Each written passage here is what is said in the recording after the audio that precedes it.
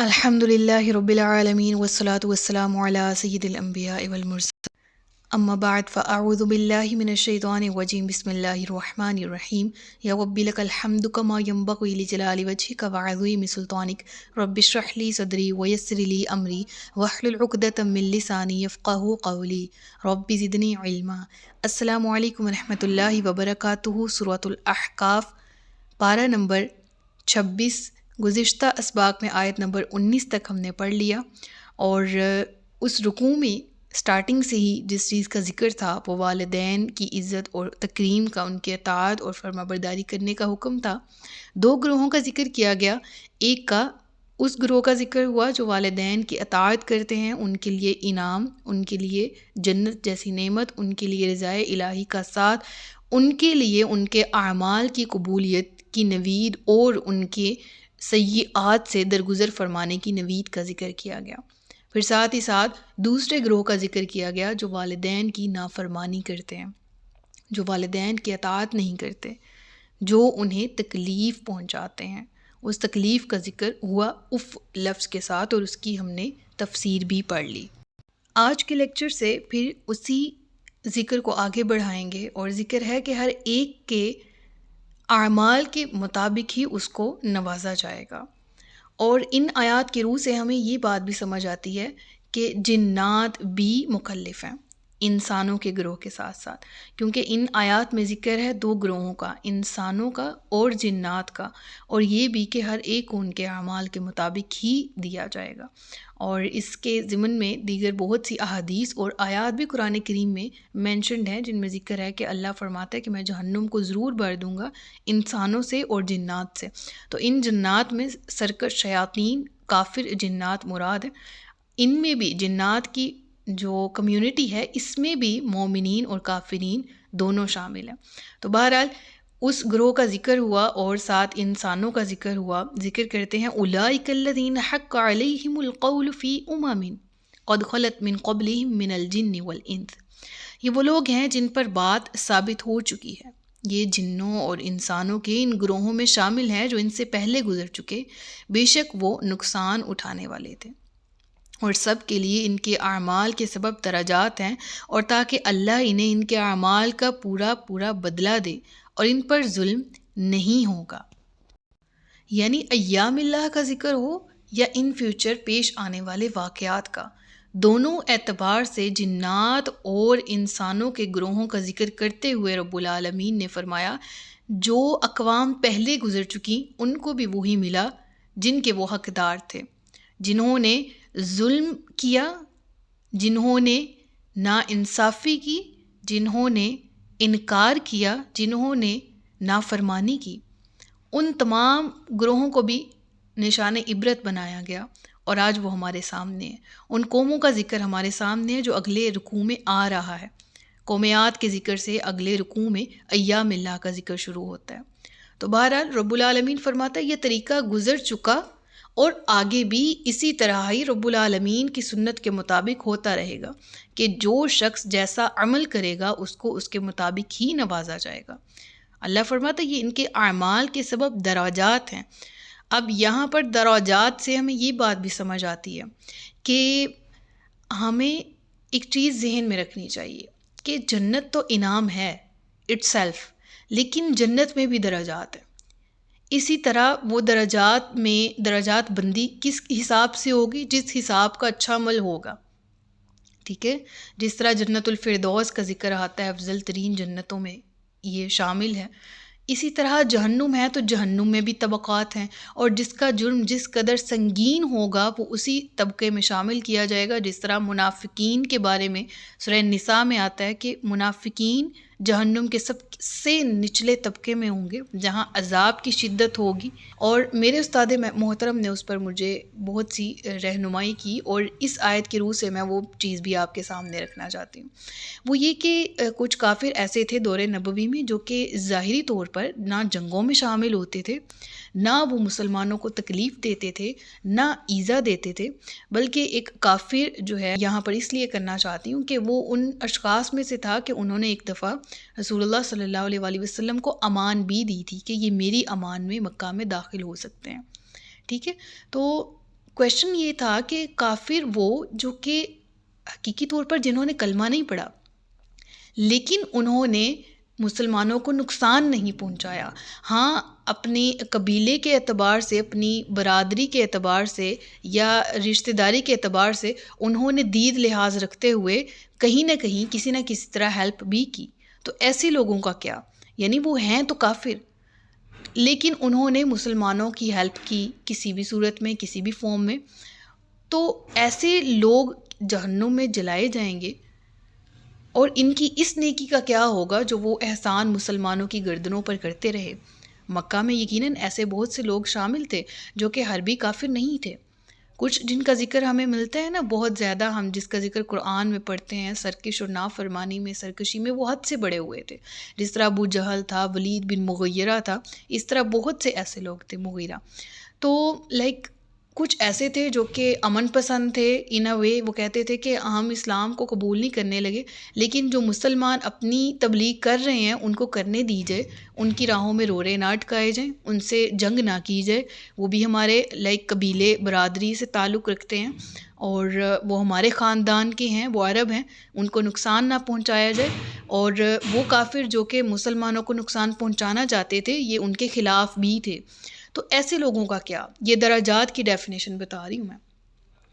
تو پھر جہنم میں درجات ہیں، طبقات ہیں، تو پھر جو جس لیول، اب جس نے کفر کیا ذات الہی کا اس کو اس کے کفر کی وجہ سے وبال ہوگا، جس نے کفر بھی کیا اور نقصان بھی پہنچایا دین اسلام کو اس کا سخت ترین عذاب ہوگا، جس نے اللہ اور اس کے رسول اور دیگر ان الذین فتنوا المؤمنین والمؤمنات ثم لم یتوبوا فلہم عذاب جہنم وَلَهُمْ عَذَابُ الْحَرِيقِ، کہ جنہوں نے پھر ایک تو انکار کیا، پھر فتن نقصان پہنچایا، فتنے کا باعث بنے، تکلیف دی، ایذا دی، کس کو؟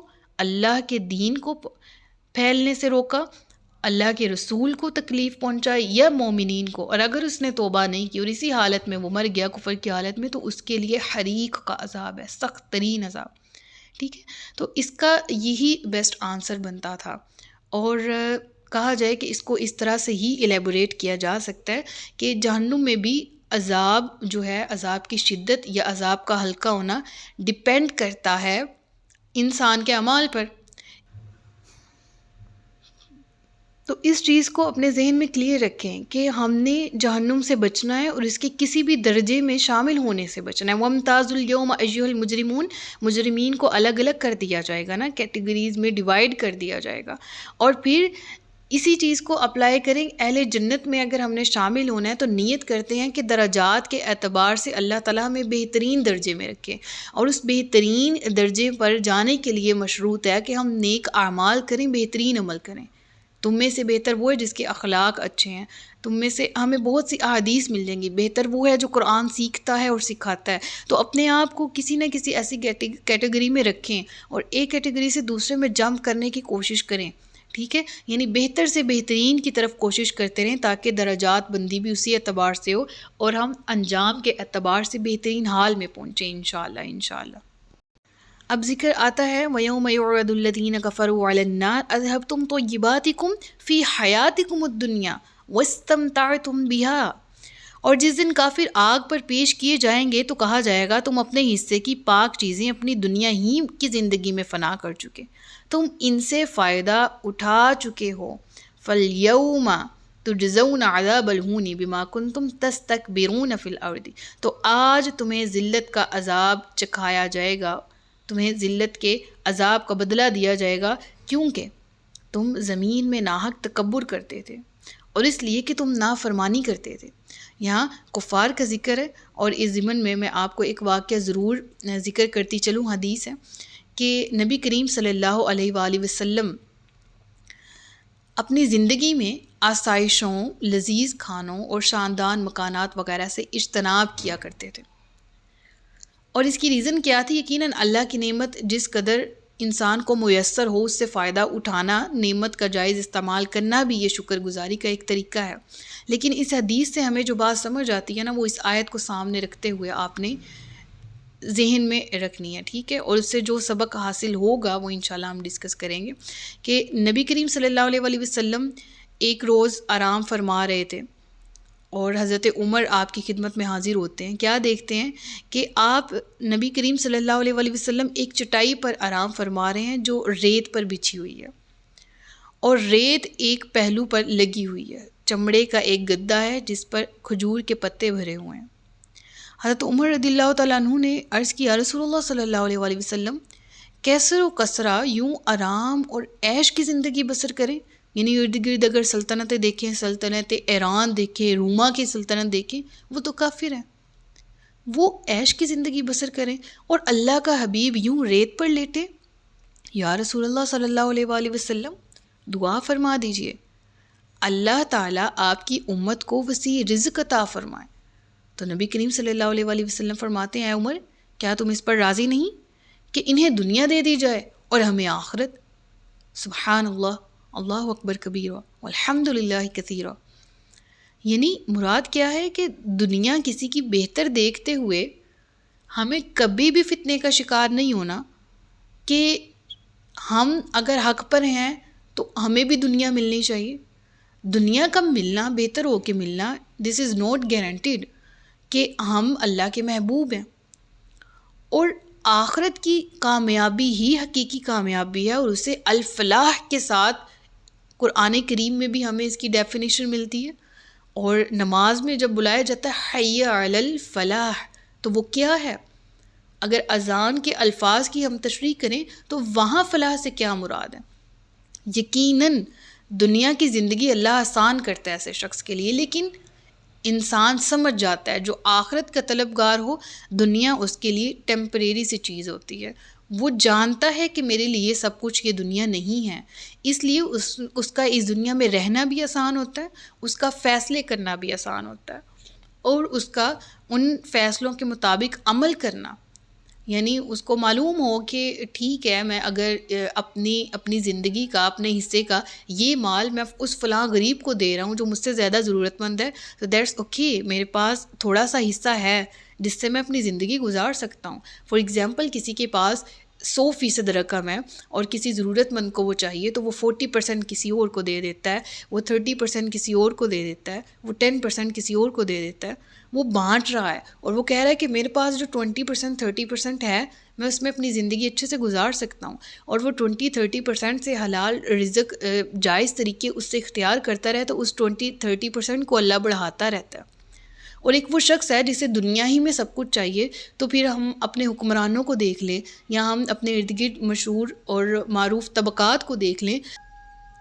اور اس حدیث کا مفہوم ہے کہ لوگوں میں کچھ لوگ ایسے ہیں جو اس قدر لالچی ہیں، مال کمانے کی ہرس اور ہوس ان کو اس قدر ہے کہ پھر ان کا پیٹ قبر کی مٹی ہی بھر سکتی ہے. اور اس کی بہترین ڈیفینیشن ہمارے ارد گرد موجود ہوگی. اور ایسے لوگوں کے بارے میں سورۃ الہمزہ میں بھی آتا ہے وَيْلٌ لِكُلِّ ہُمَزَةٍ لُمَزَةٍ الَّذِي جَمَعَ مَالًا وَعَدَّدَهُ يَحْسَبُ أَنَّ مَالَهُ أَخْلَدَهُ كَلَّا لَيُنبَذَنَّ فِي الْحُطَمَةِ وَمَا أَدْرَاكَ مَا الْحُطَمَةُ نَارُ اللَّهِ الْمُوقَدَةُ الَّتِي تَطَّلِعُ عَلَى الْأَفْئِدَةِ إِنَّهَا عَلَيْهِمْ مُؤْصَدَةٌ فی عمد ممددہ. اللہ اکبر. اللہ تبارک و تعالی ہم سب کو اچھی زندگیاں گزارنے کی توفیق دے، لالچ سے پاک، حرص اور طمع سے پاک، اور ہمیں ایسی زندگیاں جینے کی توفیق دے کہ ہم اس کے دین کے کام آ سکیں. ہم گفتگو کا لب لباب یہ ہے کہ ایسا شخص جو یہ سمجھ لے، جس کے عقیدے میں یہ بات شامل ہو کہ حقیقی کامیاب وہی ہے جس کی آخرت بہتر ہے اور وہ آخرت میں کامیاب ہے، اور دنیا ٹیمپریری ہے، ہمیں اس میں رہنا ہے، اچھے سے رہنا ہے، اللہ کی نعمتوں کا فائدہ اٹھانا ہے، لیکن live your life as simple as possible. اور حضرت عمر فاروق رضی اللہ تعالیٰ عنہ کے اس واقعے سے جو ہمارے سامنے ابھی میں نے آپ کے سامنے ذکر کیا، یہ بات سامنے آتی ہے کہ آپ کی اپنی زندگی کا پھر کیا شعار رہا. یعنی نبی کریم صلی اللہ علیہ وآلہ وسلم کا حسن تربیت اور نگاہ شفقت کا یہ نتیجہ نکلا کہ حضرت عمر فاروق ہمیشہ لذت اور عشرت سے کنارہ کش رہے. اپنے بھی دور خلافت میں سادگی کو آپ نے اپنا شعار بنائے رکھا. جب فتح بیت المقدس ہوئی تو اس سلسلہ میں آپ شام تشریف لے گئے، تو وہاں آپ کے اعزاز میں پرتکلف دعوت کا اہتمام کیا گیا. دسترخوان پر رنگ برنگے کھانے موجود تھے اور آپ نے ان کھانوں کو دیکھ کر فرمایا یہ تو ہمارے لیے ہے۔ ان فقیر مسلمانوں کو کیا ملا جنہوں نے عمر بھر جو کی روٹی بھی سیر ہو کر نہ کھائی؟ تو حضرت خالد نے عرض کی لہم الجنہ، انہیں تو جنت مل گئی، ان کے لیے تو جنت ہے۔ تو یہ سن کر آپ کی آنکھوں میں آنسو بھر آئے اور فرمایا کہ اگر ہمارے لیے دنیا کا یہ ایندھن ہے اور انہیں جنت مل گئی ہے تو وہ ہم سے بہت آگے نکل گئے۔ اللہ اکبر کبیرہ۔ یعنی حضرت عمر کے اس کوٹیشن سے ہمیں کیا بات سمجھ آتی ہے کہ حقیقی کامیاب کون؟ وہ جس کو جنت مل گئی، وہ جس کو فلاح مل گئی حقیقی اور ابدی۔ اللہ تبارک و تعالیٰ ان مفلحون میں ہمارا بھی شمار فرمائے، جن کو قرآن کریم میں کہا گیا اولئک ھم المفلحون، یہ فلاح پانے والے مفلحین، ہم بھی ان میں شامل ہوں۔ دنیا میں رہیں، دنیا میں اچھے سے رہیں، لیکن دنیا کو اپنے دل میں جگہ نہ دیں، دنیا کو اپنے دل میں نہ رکھیں۔ اللہ تعالیٰ ہم سب کو اس دنیا کو ٹیمپریری سمجھتے ہوئے آخرت کی حقیقی فکر کرنے کی توفیق عطا کرے، اور یہی کہیں گے دعا کہ آتنا فی الدنیا حسنہ وفی الآخرۃ حسنہ وقنا عذاب النار۔ تو اللہ تعالیٰ نے ہمیں خود دعا سکھائی ہے کہ دنیا کی بھی بہتری مانگو، آخرت کی بھی بہتری اور بھلائی مانگو، اور آگ کے عذاب سے بچنے کی دعا۔ اللہ تعالیٰ ہم سے ہماری دعاؤں کو مستجاب فرمائے۔ یہاں رکوع مکمل ہوتا ہے۔ صدق اللہ العلی العظیم و صدق رسولہ النبی الکریم۔ سچ فرمایا اللہ نے جو عظمت والا ہے۔ اپنا بہت سا خیال رکھیے گا، مجھے دعا میں یاد رکھیے گا۔ تاجدار ختم نبوت زندہ باد، پاکستان پائندہ باد۔ السلام علیکم ورحمۃ اللہ وبرکاتہ۔